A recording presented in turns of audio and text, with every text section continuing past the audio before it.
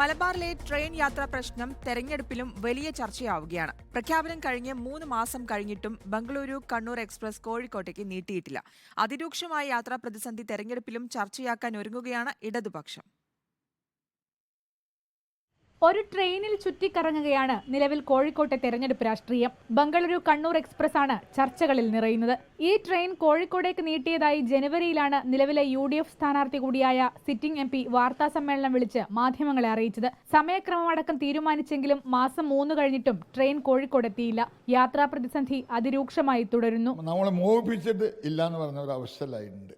അതിന് പറയുന്ന കാരണം അവരുടെ റിസർവേഷൻ കോട്ട കുറയുന്ന പറഞ്ഞ് ബാലിശ്യമായ വാദം അത്. അതായത് അവർക്ക് നിലവിൽ ഇപ്പോൾ മംഗലാപുരത്തുള്ള കോട്ട നിലനിർത്തിക്കൊണ്ട് 1-2 ബോഗികൾ വർദ്ധിച്ചു കഴിഞ്ഞാൽ ആ പ്രശ്നം പരിഹരിക്കാവുന്നുള്ളൂ. ഇതിന്റെ പിന്നിൽ ഒരു ഗൂഢോദ്ദേശം ഉണ്ടെന്ന് സംശയിക്കേണ്ടിയിരിക്കുന്നു ന്യായമായിട്ട്.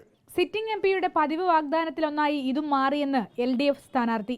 റിപ്പയറിന് വേണ്ടി പോയാൽ തിരിച്ചു വരുന്ന പഴയ കോച്ചുകളാണ്, പിന്നെ അത് മാറ്റാറില്ല.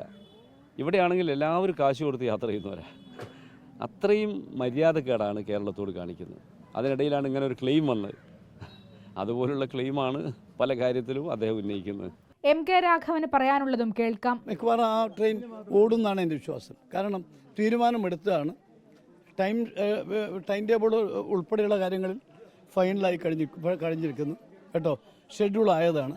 എല്ലാമായി അല്ലാതെ അത് വരുന്നതാണ് എൻ്റെ വിശ്വാസം.